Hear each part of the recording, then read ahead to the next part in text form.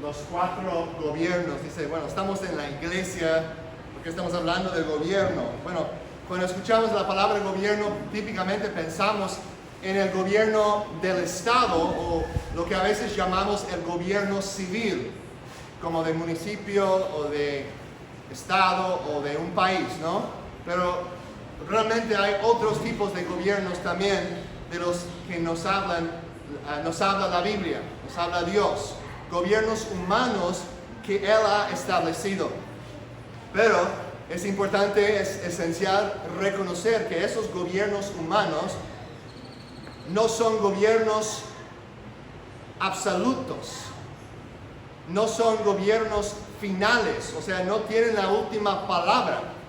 Son gobiernos que existen y tienen su propia autoridad legítima dentro de su jurisdicción, pero existen debajo del señorío de Cristo, quien es Rey de reyes y Señor de señores. Dios es el Rey supremo y todos los gobiernos de la tierra existen debajo de su gobierno.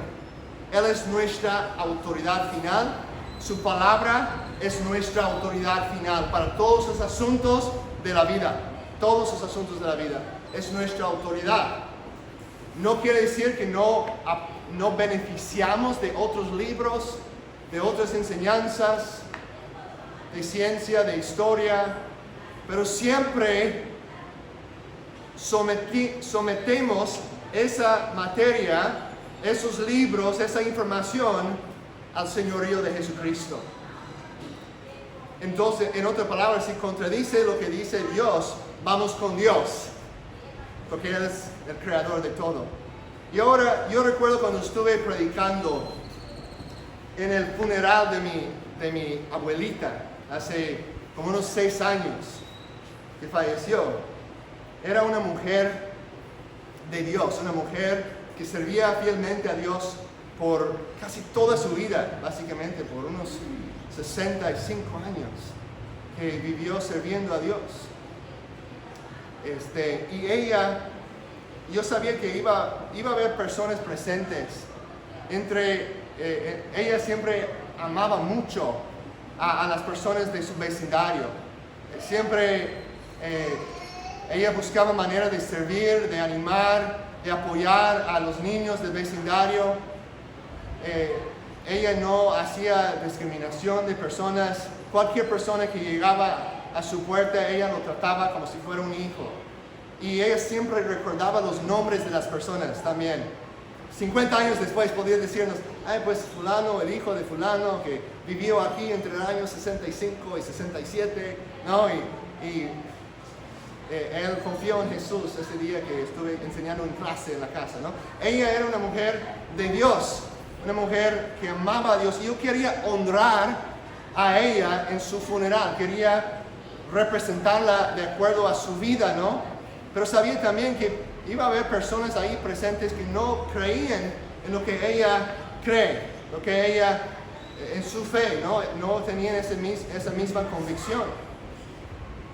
Y estuve pensando sobre eso, ¿no? Y incluso una persona que decía, no, como algunas personas dicen, porque las personas me han dicho, no, ustedes que creen en la Biblia y dicen que es la autoridad suprema, que Dios es la autoridad suprema en toda la vida y su palabra es nuestro estandarte, nuestra regla para todo. Ustedes son tan arrogantes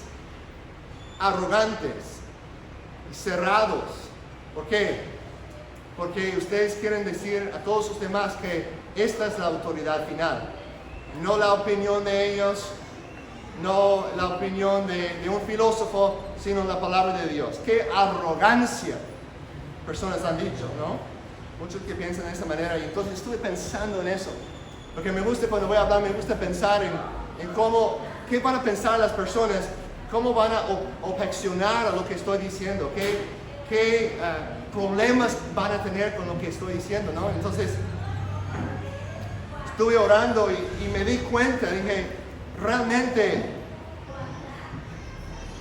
y lo que les dije a las personas en el funeral de mi abuela, dije, quizás Algunos de ustedes piensan que mi abuela era una mujer arrogante porque ella creía que la Biblia era la autoridad final y que las otras opiniones que contradecían la Biblia están equivocadas.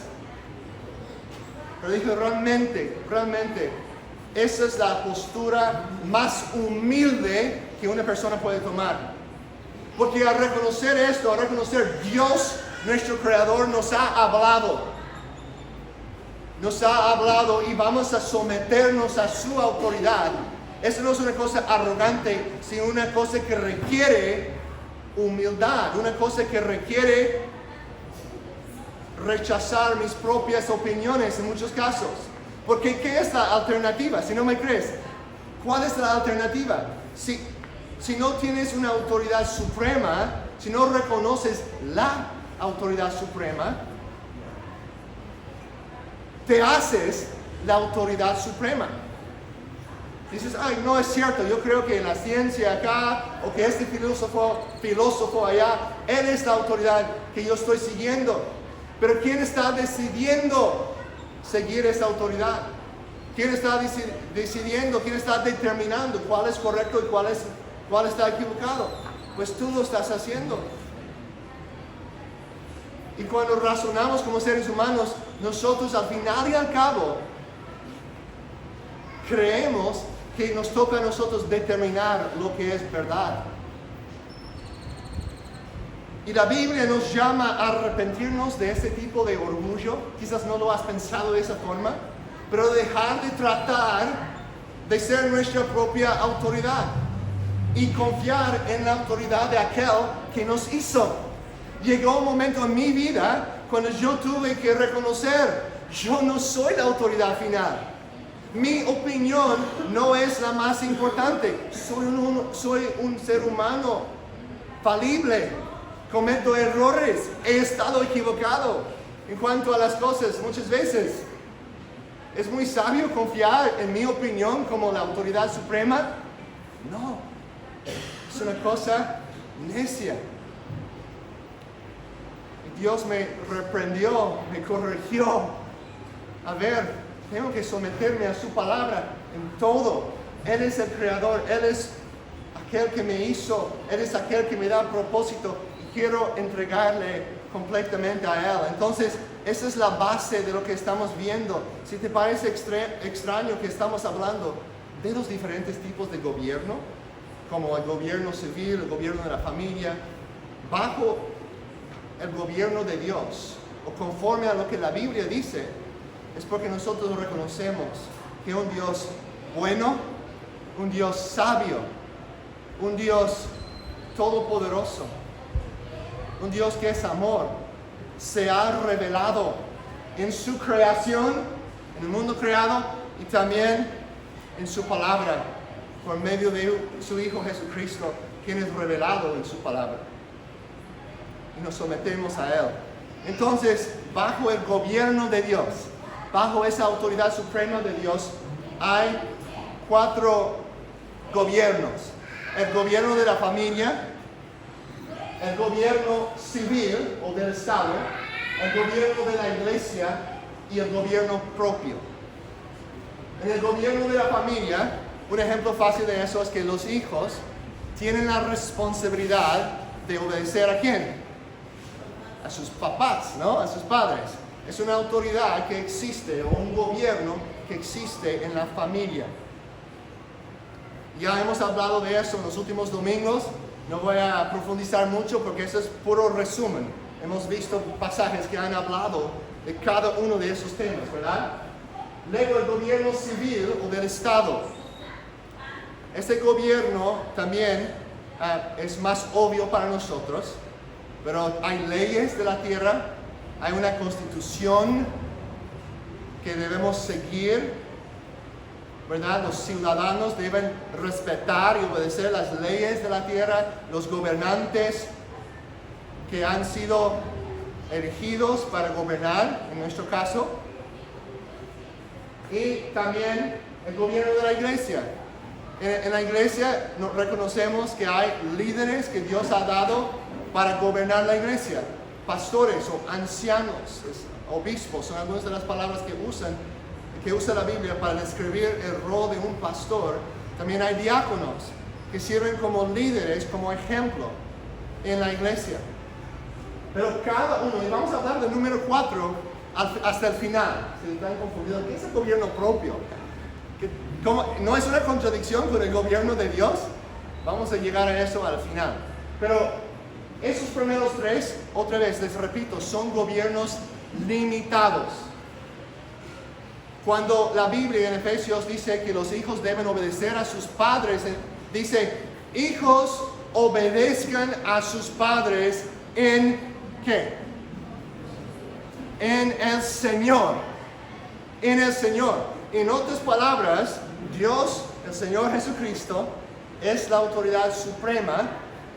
Hijos, ustedes deben obedecer siempre a sus padres, siempre y cuando ellos no te están llamando a hacer algo que contradice la palabra de Dios. Si tu papá dice, ve a robar esa cosa de la tienda, en ese caso no tienes que obedecer a tu papá. ¿Por qué? Porque vas a estar desobedeciendo a Dios, ¿no? Un ejemplo sencillo. El gobierno civil. Si el gobierno civil también nos llama, por ejemplo, a cerrar la iglesia, cerrar las iglesias, dejar de predicar de la Biblia, hace ilegal la Biblia, obedecemos a Dios, no al gobierno civil. Cuando fui a China y a Vietnam para llevar Biblias, ¿recuerdan ese ejemplo? Cuando fui ahí, no sentí que estuve pecando, escondiendo Biblias en mi maleta del gobierno de Vietnam. ¿Por qué? Porque estuve obedeciendo a Dios y no al gobierno que estaba en contradicción con la palabra de Dios. Y el gobierno de la iglesia, eso es importante también. Muchas personas se ofenden, muchas personas no quieren nada que ver con la iglesia porque dicen, el pastor me dijo hacer tal cosa, ¿no? Él me obligó a hacer algo. Y lo hice y luego miré que era una cosa tonta, una cosa que me lastimó, que nos hizo daño. Pues tenemos que recordar que la autoridad de un pastor, la autoridad de un anciano en la iglesia, no es una autoridad final. Debemos obedecer a los líderes en la iglesia, pero siempre y cuando ellos obedecen la palabra de Dios y nos están enseñando la palabra de Dios. Si yo te digo, tú necesitas darme 50% de tus ingresos, y aquí quiero que firmes que me des unos 50% de todo lo que ganas. Y tienes que obedecerme porque soy tu pastor. Y la Biblia dice que debes obedecer a sus pastores. ¿Qué van a hacer? No lo hagan. No les voy a decir eso. Pero si un pastor, y hay pastores que abusan así porque son realmente lobos rapaces vestidos de oveja, ¿verdad? Y abusan de la gente y tratan de hacer que ellos cometan cosas que no van conforme a la palabra. No tienes que obedecer a pastores así o ancianos así, porque están en contradicción con la palabra de Dios, que es nuestra autoridad suprema.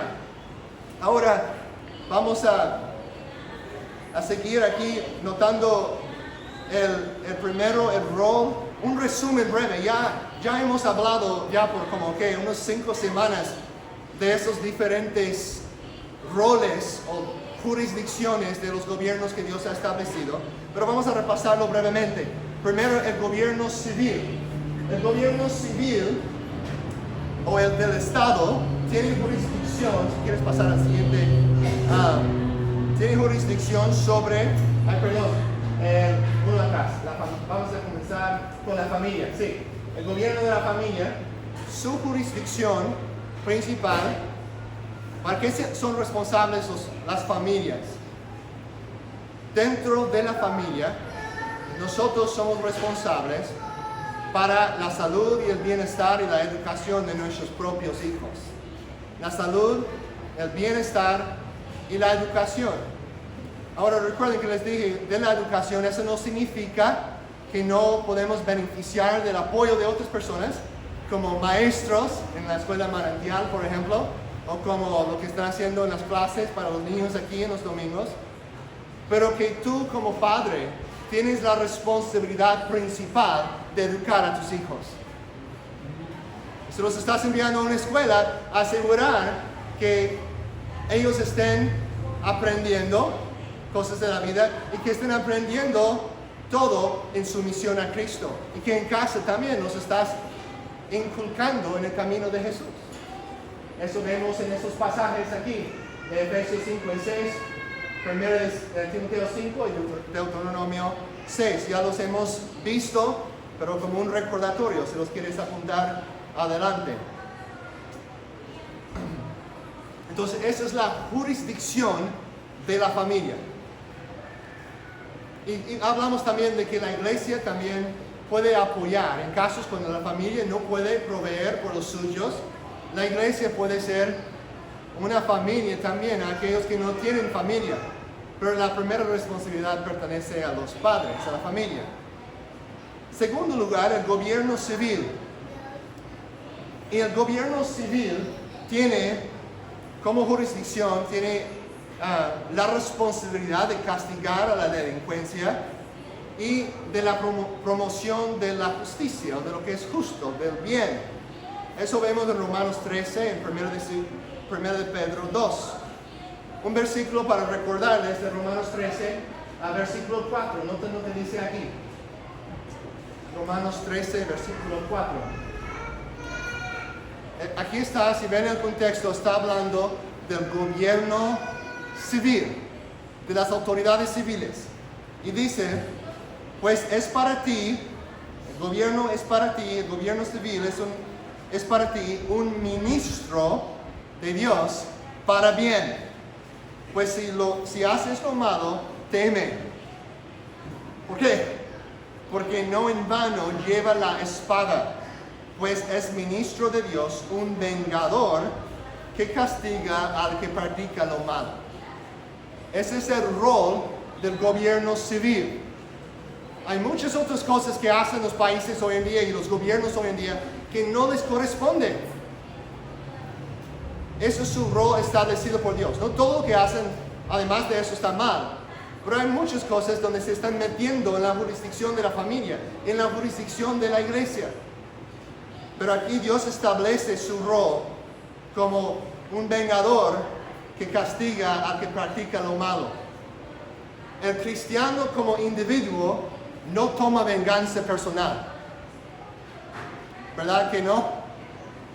Dice Dios en el capítulo 12 de Romanos, la venganza es mía.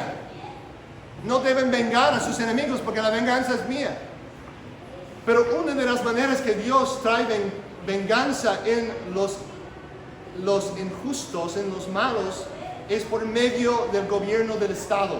Tienen un rol de proteger a los ciudadanos de la maldad, de castigar la maldad. Y ahora obviamente hay mucha corrupción, muchos abusos, muchas cosas que pasan que no están conforme a ese rol, porque las personas han rechazado la autoridad suprema de Dios sobre el gobierno civil. Pero noten eso, es importante entender esa distinción. Esta distinción es esencial. Tú, hermano, hermana en Cristo, tú como individuo no puedes tomar venganza en tus enemigos. Un cristiano no toma venganza, pero si un cristiano también es un juez y un delincuente aparece ante él, ese juez cristiano puede sentenciar justamente con un castigo a ese delincuente sin contradecir su fe, porque en ese momento está actuando como siervo de Dios, como miembro del gobierno civil. No está en contradicción con su fe. Él como cristiano, de hecho, si él conoce al criminal, él puede decir, ¿sabes qué? Estoy orando por ti. Si la ofensa si quizás la ofensa afectó al juez, perjudicó al juez de alguna manera, él puede decir, te perdono por lo que hiciste, aunque tú cometiste este crimen en contra de mi familia, te perdono, pero no es contradicción para ese juez a la misma vez sentenciar conforme a la justicia, conforme a lo que es correcto. Es importante notar esa distinción. La iglesia no toma venganza. Ese es el papel del Estado, el papel del gobierno. Ahora, El gobierno de la iglesia, el tercer gobierno, la tercera autoridad, gobierno de la iglesia. La iglesia tiene jurisdicción sobre la enseñanza de doctrina y de la administración de la cena del Señor y del bautismo. Eso vemos en estos capítulos, Mateo 16, 18, 28, Hechos 6, 2, 1 de Corintios 11, entre otros. La iglesia tiene la jurisdicción sobre la enseñanza de la palabra, sobre el evangelio. Notamos eso en primera de Timoteo 3, 15. Nota lo que dice aquí. Pablo hablando a su discípulo Timoteo, un anciano, un pastor en la iglesia de Éfeso, le dice: en caso de que me tarde, te escribo para que sepas cómo debe conducirse uno en la casa de Dios, que es la iglesia del Dios vivo, columna y sostén de la verdad. La iglesia es la columna y el sostén de la verdad. Nuestra responsabilidad es proclamar el evangelio, equipar a los santos para la obra del ministerio. Hablamos de eso, ¿no? Somos un equipo trabajando juntos. Nosotros como líderes somos como los entrenadores, ¿no? Entrenando a los santos para que todos estén participando. Y una iglesia es una iglesia muy insaludable si solamente los entrenadores, para usar la ilustración de deporte, si todos los entrenadores allí están jugando en el campo y los jugadores están ahí en los bancos, las bancas, no está bien, no está mal, algo está al revés. Toda la iglesia participa en la misión de Dios de proclamar el evangelio, de enseñar la palabra, pero los líderes tienen una responsabilidad particular para mantener la sana doctrina, mantener la verdad bíblica, de no permitir que la iglesia se desvíe del camino de la verdad.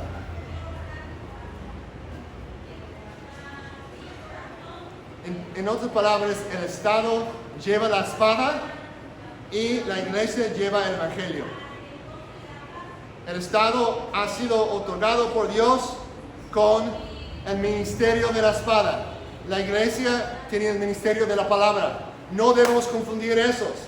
Muchos de los problemas en la iglesia católica a través de los siglos y mucha de la desgracia que ha traído al cristianismo en el mundo ha sido por una confusión entre el ministerio de la espada y el ministerio de la palabra. Sí reconocen eso, ¿verdad? Y la iglesia católica ha corregido mucho de eso.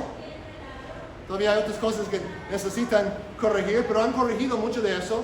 Ya no están matando a herejes con la espada, pero había una confusión, ¿no?, entre el ministerio civil de la espada y el ministerio de la eclesiástica o el ministerio de la iglesia con la palabra. Muy importante mantener esa distinción, entender cuál jurisdicción tenemos como iglesia, qué rol Dios nos ha dado.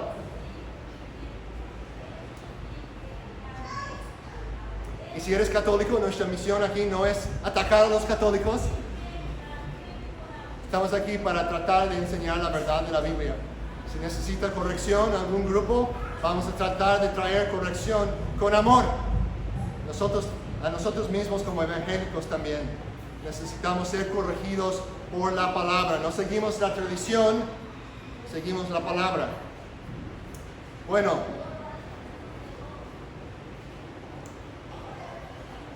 la conexión e interacción entre estas esferas de autoridad. Es importante decir algo sobre eso. La familia, en primer lugar. La familia tiene esa jurisdicción, pero ¿cómo sabe la familia cómo debe actuarse? ¿Cómo saben los padres cómo criar a sus hijos? ¿Qué dicta? ¿Qué es lo que corrige a un padre? ¿Cómo podemos decir lo que ese papá está haciendo allá está bien y lo que aquel papá está haciendo está mal? ¿Basado en qué autoridad? Tú puedes decir, bueno, yo creo que en la cultura todos hacemos así, entonces está mejor. Y vamos a rechazar eso porque va en contra de la cultura. No funciona eso, ¿verdad? Porque sabemos que todas las culturas necesitan reformación. Y hay aspectos positivos y aspectos negativos. Y cosas que hace 50 años estaban aceptados culturalmente por todos, ahora han cambiado. La cultura cambia. Eso no puede ser nuestra autoridad. Tú puedes decir, bueno, yo siento en mi corazón que lo que ese padre está haciendo está bien, y siento en mi corazón, basado en mi juicio, de lo que aquel padre está haciendo está mal. ¿Ok? Entonces estás pasando las cosas en tu propio juicio, en tu propio sentido de cómo son las cosas. ¿Qué es el problema con eso? ¿Qué sucede cuando el padre acá, que tú dices que está haciendo algo mal, te responde? Bueno, está bien conmigo si tú te sientes así. Si tú piensas que estoy mal, está bien. Pero yo siento de lo que yo estoy haciendo está bien. Entonces, tú puedes tener tu opinión, pero déjame a mí tener la mía. Cuando basamos las cosas en las emociones, cuando basamos las cosas en nuestro propio sentido de juicio, en nuestro propio razonamiento, no tenemos ninguna base para la verdad. Si dices que la verdad es subjetiva, no absoluta, ¿qué pasa cuando viene otra persona que dice, en mi mundo, en mi verdad, en mi realidad, personas como tú no valen, así que te vamos a quitar de acá?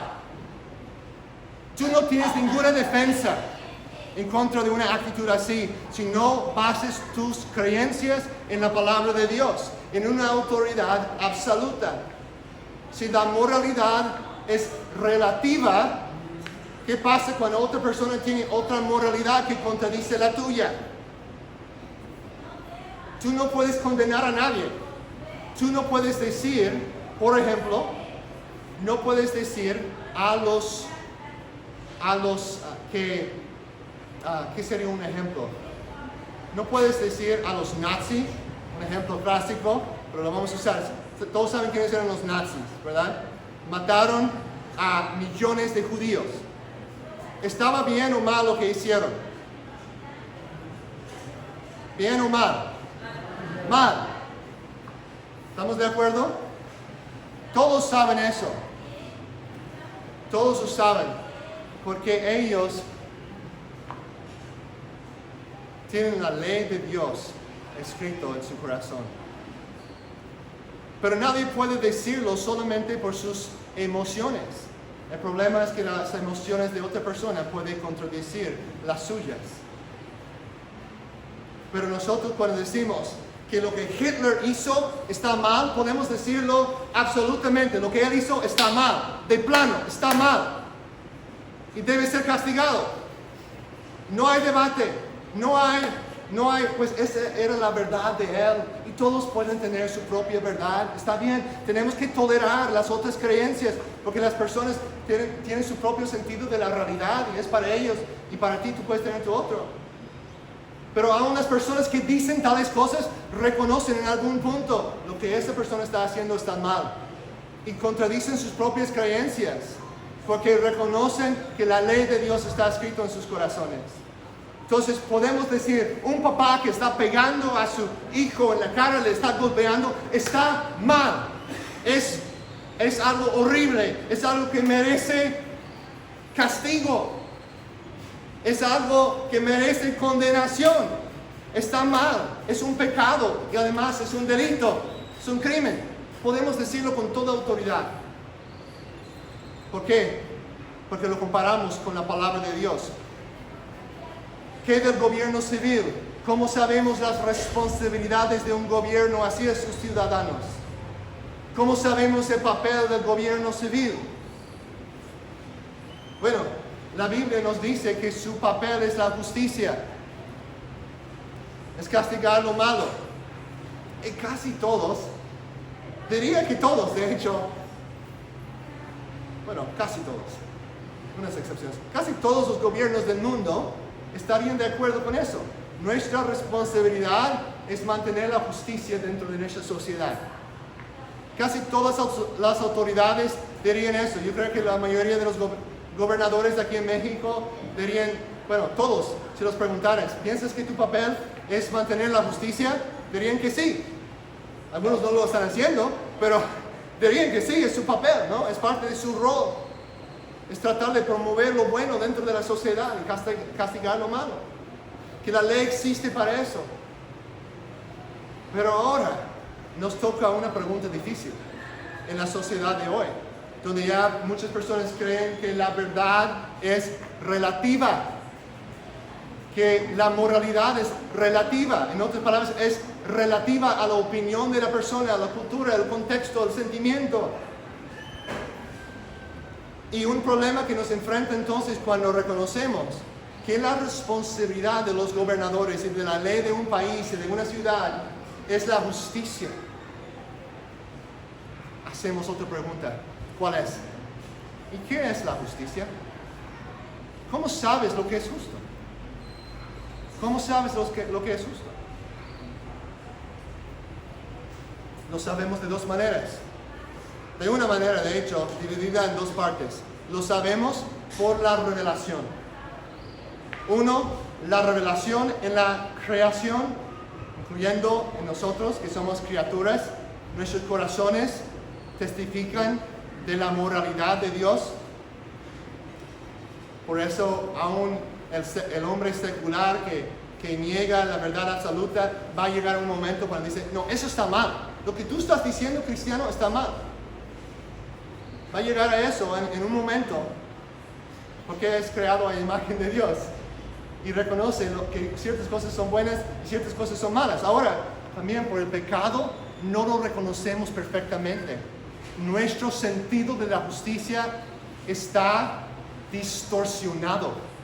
Por el pecado en nuestros corazones, lo que tú piensas está bien, sin Dios está distorsionado. Tienes alguna idea, pero es como mirar un espejo quebrantado. Está ahí más o menos, pero no lo puedes ver bien. Y es fácil equivocarse. Pero nosotros podemos decir al gobierno, podemos decir, esto está bien y eso está mal.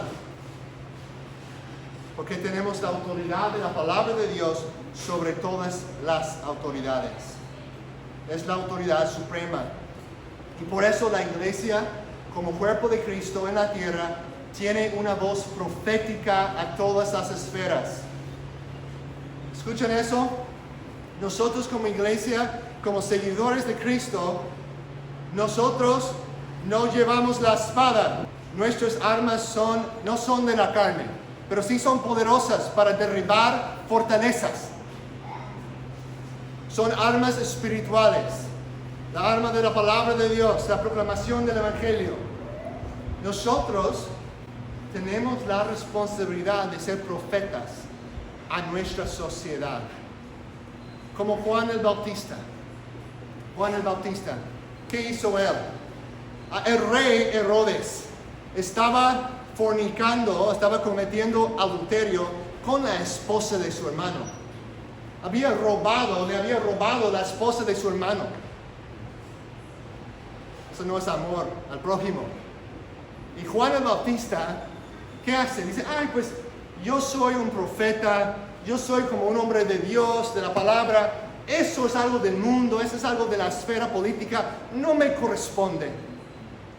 No me corresponde meter en esas cosas. ¿Es lo que dijo Juan el Bautista? No, Juan el Bautista dijo, está mal lo que está haciendo. Y de hecho predicó públicamente, lo que Herodes está haciendo es un pecado, está mal. Y le costó la cabeza. Primero Herodes lo echó en la cárcel y luego se le cortaron la cabeza. ¿Por qué? Porque tuvo la valentía para decir que un gobernante estaba haciendo que estaba mal. Decir, eso está mal, eso no está bien. La iglesia tiene voz profética. Tenemos que tener sabiduría en eso. Tenemos que tener cuidado, hermanos, de no solo salir sin pensar, diciendo todo lo que tenemos ganas de decir. castigando sin pensar, condenando sin pensar. Tenemos que tener sabiduría, sí, discernimiento, pero sí nos corresponde ser una comunidad profética ante nuestra sociedad. Por ejemplo, también vemos que, como dije el domingo pasado, cuando estuvimos hablando del aborto provocado de niños, Oaxaca llegando a ser hace 2 años el segundo estado en la República Mexicana para legalizar el aborto por cualquier razón, antes de las 13 semanas. Y dijimos, eso está mal. Eso está mal. ¿Por qué? Porque ahora el gobierno, que debe de estar protegiendo la vida de los inocentes, está legalizando su matanza. Tenemos la responsabilidad de hablar ante tales cosas, sin vergüenza, por amor a nuestro prójimo, por amor a las mujeres que están considerando abortar, interrumpir supuestamente su embarazo. No es una interrupción, es una terminación. Es homicidio. Eso no, tenemos que estar a favor de los derechos de las mujeres. Estoy de acuerdo que debemos proteger a las mujeres, pero ¿qué de las pobres mujercitas que están en el vientre? 50% de los bebés que están siendo abortados son mujeres, aproximadamente. Tenemos que hablar de esas cosas. La Biblia nos dice que tenemos una voz profética a la sociedad. Lo hacemos con amor, lo hacemos con pasión, lo hacemos con gentileza, no así como unos enojones que están gritando a la gente: tienes que arrepentir o vas a ir al infierno, algo así. Así no. Pero sí, una voz profética, sin miedo, diciendo que el pecado es pecado. Negro es negro, blanco es blanco. No estoy hablando de las personas, estoy hablando de los asuntos, ¿no? Eso está mal, está bueno. Ustedes saben que realmente hay una sola raza, con muchos colores, pero una sola humanidad en Cristo. Bueno,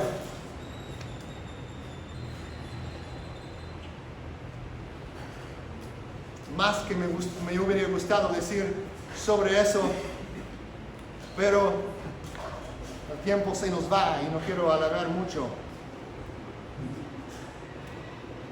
La fe cristiana no es una fe privada, sino una fe pública. La fe cristiana no es una fe privada, sino una fe pública. Nadie teme a una fe privada, porque una fe privada jamás cambia la sociedad. Los nazis estaban más que felices con cristianos que mantenían sus bocas cerradas.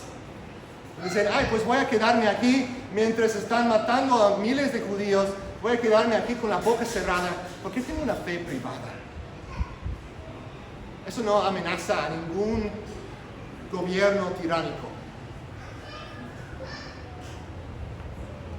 Nosotros estamos llamados a tener una fe pública, una fe que interactúa en el mundo político, en el mundo de los negocios, que influencia para el bien esos ámbitos, esas esferas, el mundo de la educación, de las universidades, de las ciencias, de las artes. Debemos nosotros estar trabajando para equipar a los santos para la obra del ministerio en todas esas esferas de la vida, sabiendo cómo pensar y actuar como cristiano para bendecir a nuestra ciudad, para la prosperidad de nuestra tierra. Y hay los que dicen que ya es demasiado tarde, que los cristianos no deben de pensar así, que las cosas solo van de mal en peor, que ya no va a haber un avivamiento en una ciudad, mucho menos en una nación, como antes sucedía. Ese tipo de pesimismo muchas veces no es nada más que un pretexto para la apatía espiritual y la flojera evangelística. Dios puede transformar a esta ciudad y a este país, y comienza con la iglesia, no ahí gritando contra los políticos corruptos, sino con la iglesia sobre sus rodillas, orando. La iglesia orando por los gobernantes, orando por el presidente, orando por los diputados, orando por los presidentes de nuestros municipios, orando que Dios obre en sus vidas, orando y proclamando el Evangelio para que las almas lleguen a conocer a Cristo. Eso nos conduce al último punto. Recuerden que les dije que hay un cuarto gobierno. ¿Cuál es el cuarto gobierno humano? El gobierno propio. ¿Qué quiere decir eso? Pues es sinónimo con el dominio propio, que es un fruto del Espíritu Santo. Es una cosa muy linda, cuando nuestros hijos lleguen a tener dominio propio. Ya no nos tenemos que decir que se vistan, ya no tenemos que darles de comer, ya no tenemos que limpiarles la cara después de comer. ¿Por qué? Están madurando, están ganando dominio propio. Ya no tenemos que disciplinarlos, no tenemos que poner consecuencias, porque ya están aprendiendo a rechazar lo malo y escoger lo bueno. Es algo excelente. Es una bendición de Dios cuando una sociedad está llena de personas que tienen ese fruto del Espíritu Santo. Ya no hay tanta drogadicción. La drogadicción, que realmente la adicción es una palabra de la sociedad, es esclavitud a las drogas, esclavitud a las pasiones carnales. Y la solución para eso es el Evangelio. Hijos, niños que crecen en un hogar cristiano, un hogar donde hay amor y donde hay disciplina en amor y donde escuchan su necesidad de un Salvador y aprenden a demostrar dominio propio, a controlar sus apetitos, a controlar sus pasiones. Decir que está bien, yo quiero esperar hasta que esté casado para tener relaciones sexuales. ¿Qué es lo que te enseña? Te enseña dominio propio. Te enseña esperar por algo bueno. Niños que reciban cada rato el teléfono, eso es peligroso, papás, con el teléfono cuando son chiquitos, porque están aprendiendo la gratificación instantánea, ¿no? Solo oprimo aquí y me da eso, y aquí, y nosotros como adultos también no es tan bueno para nuestros cerebros, realmente. Pero, sí tengo teléfono para que sepan, pero es el abuso, estoy hablando del abuso. No soy tan anticuado. Es el abuso de esas cosas, ¿no? Los niños que de chiquito aprenden, cada vez que quieren algo, tú lo das. ¿Qué es lo que los estás enseñando? Pues no el dominio propio. Llegar a enseñar eso, inculcar eso, pero siempre con la predicación del Evangelio.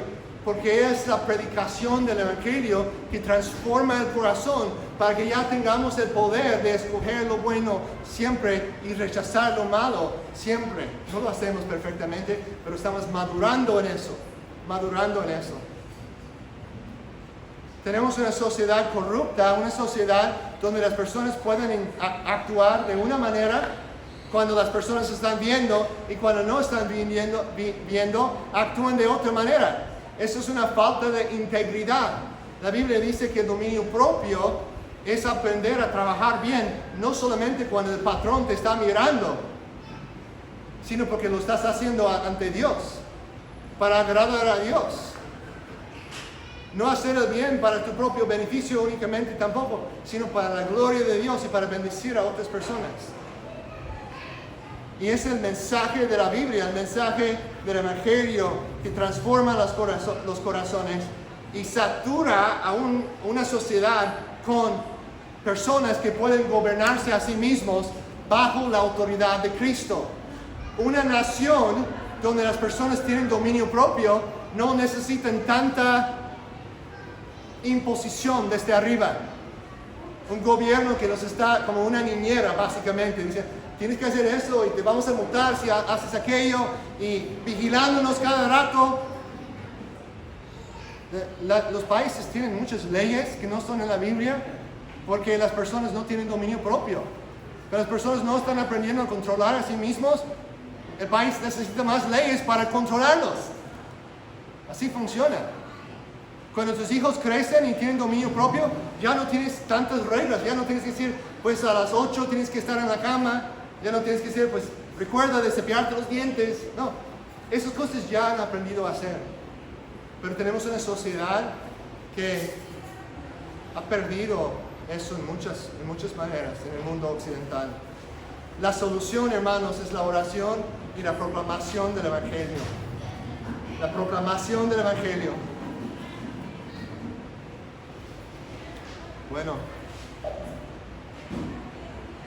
en Gálatas 5:22 dice así: pero el fruto del Espíritu es amor, gozo, paz, paciencia, benignidad, bondad, fidelidad, mansedumbre y, ¿qué más?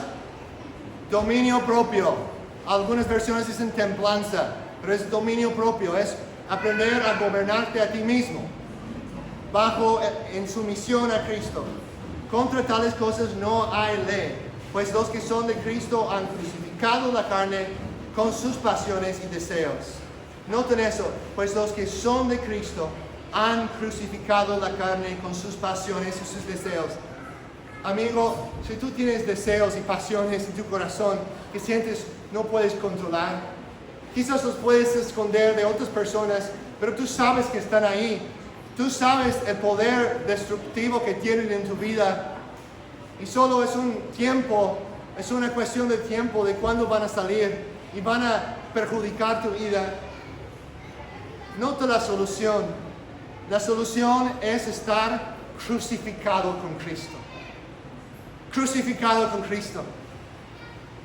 Dices, Natán, ¿quieres decir que tenga que encontrar una cruz como hacen ahí en la Ciudad de México? Este viernes lo van a hacer algunos ahí, ¿no? Y colgarse en una cruz, literalmente, hasta algunos con clavos. El último que supe, no sé si todavía permiten eso.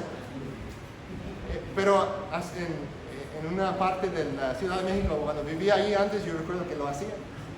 Algunos con lazos y algunos con clavos, en serio. ¿No? ¿Es de lo que estoy hablando? ¿Que tienes que ser crucificado con Cristo? No.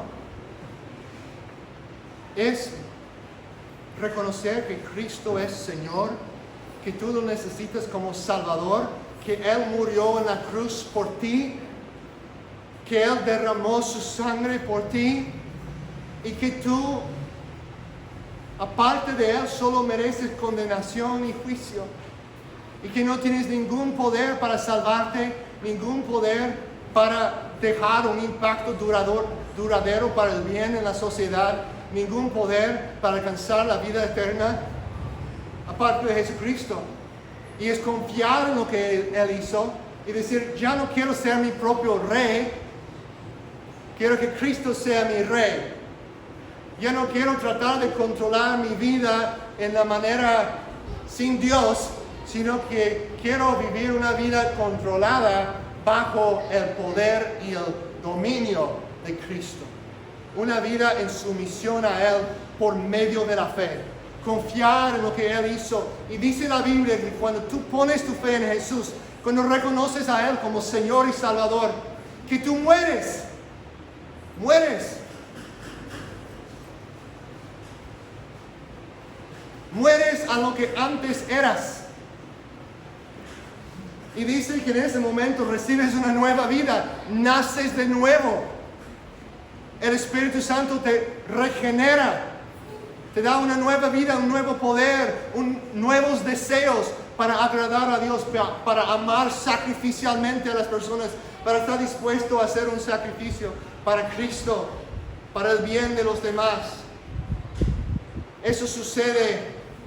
No hacemos esas cosas, no hacemos el bien en la sociedad para ganar el favor de Dios, sino nosotros reconocemos que Cristo murió, Él murió en amor para darnos el favor de Dios. Ya lo tenemos y nuestra fe está en Jesús. Él ya lo ganó para nosotros y nuestra obediencia, nuestro dominio propio es lo que fluye de esa relación nueva en Cristo. Es lo que fluye de la fe, porque la fe verdadera es una fe que obra, que produce obras en nuestras vidas. Y eso cambia a nosotros mismos y luego es un proceso que afecta a los ambientes alrededor, ¿no? Empieza contigo, luego con tu familia, tus amistades, luego la iglesia, después la ciudad, después la sociedad, de tu nación hasta los confines de la tierra. Eso pasó con 12 hombres comunes y corrientes de Israel. El Espíritu obró en sus vidas y cambiaron el mundo. Y aquí estamos en las costas lejanas, alabando el nombre de Yeshua, Meshiach, el Mesías de los judíos. Lo estamos adorando. ¿Cómo es posible?